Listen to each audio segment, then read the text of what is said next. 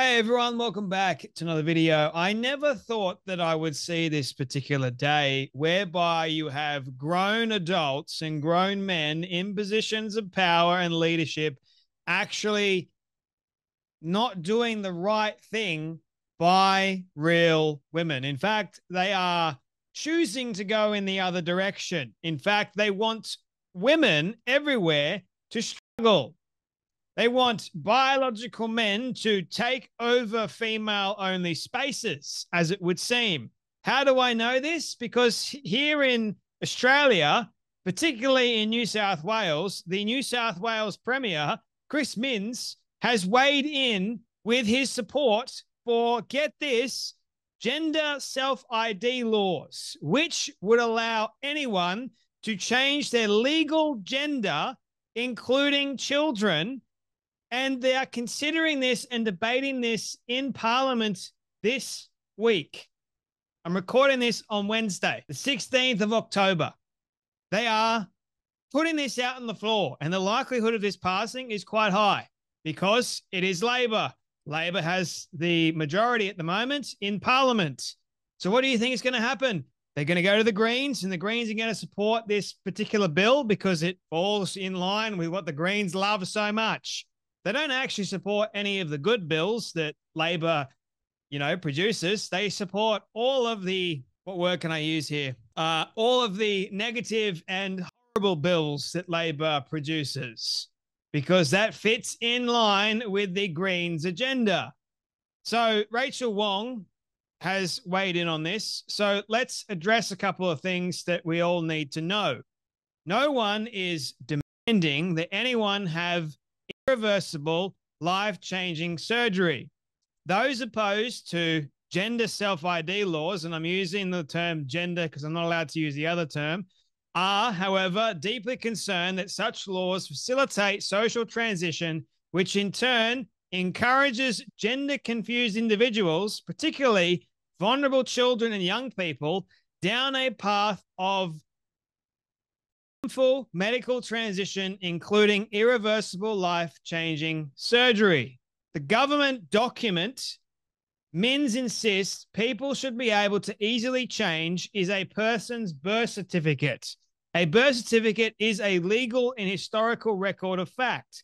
The fact that controversial allowances have already been made does not justify further ones. Indeed, the fact that other documents are so easily changed is even more reason to maintain a historical, accurate record of an individual's biological gender and on that particular birth certificate. But no, we can't have that, because in today's day and age, things have got to be fluid.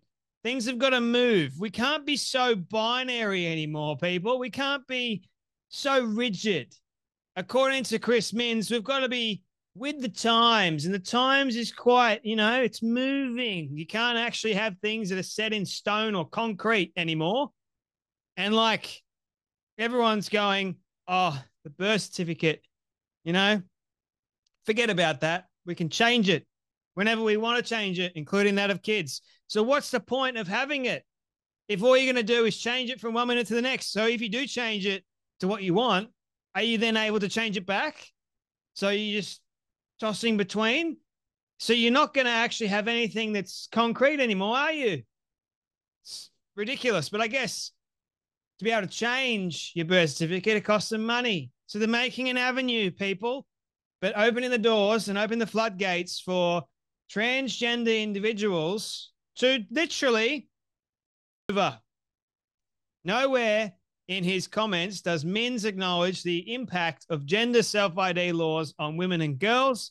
These include anything from lost opportunities when it comes to female-only sport and awards to self-exclusion by women and girls from female-only spaces due to privacy and safety concerns to actual R-word and A-word in female-only spaces like prisons and hospital wards by men identifying as women. It's a big deal, people. It's a very big deal. This is in the Sydney Morning Herald, what Chris Minns says. I don't know why we'd be demanding of people that they have irreversible life-changing surgery in order to change a government document in relation to their gender, particularly when you consider that they can go to the passport office and change it immediately. Politicians, man, I cannot. They are incredibly annoying. They are. They're just people that have an agenda, and that agenda is not a good one, as it seems. I do not trust any politician. A good thing, don't trust the government. Gender self-ID laws present an irreconcilable collision of rights between women and men who identify as women. It is unconscionable that Chris Minns and his New South Wales Labor government are willing to accept the erasure of women and girls based on the gender-based rights in difference to the self-perceptions and preferences of males who identify as female. Those struggling with gender dysphoria and who identify as transgender deserve care and respect like any other individual, but sacrificing the hard-won rights of women and girls and enshrining a lie in law is not the way to achieve this. The argument that every other state has done it, aka erasing women's rights, is simply not good enough. It is time our leaders acknowledge the reality that human beings cannot change their biological you-know-what and provide genuine support and care to those whose self-perceived gender identity does not align with their biological you-know-what, which is often the result of unaddressed mental health issues and trauma. Perhaps then we will make some genuine progress in achieving well-being, protection, and equality for all. Yeah, but unfortunately, Alex Greenwich's equality bill, supported by New South Wales Labor, is quite an alarming one. It's not a good one. It shouldn't be even debated in the first place because it's not protecting women and girls, which we need to do. So here's what it does, people. So these are the men, 2 men. It's not going to affect them. It's not going to affect women. Good grief. So here we go. No more female-only spaces, services, and sports. No more female-only anything.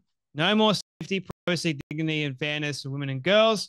Men who say they're women doing, what themselves to women and children in their local pool changing room. Too bad. Daughter has to share school bathrooms and accommodation with a boy who thinks he's a girl. Oh, well. Male athletes identifying as female and ensuring safety and fairness for women and girls in sport. Suck it up. Women, you know what? A word in a female-only space by a man identifying as a woman. Nothing to see there. This is actually alarming. And just because every other state has done it doesn't mean that it's right for it to be done in the first place.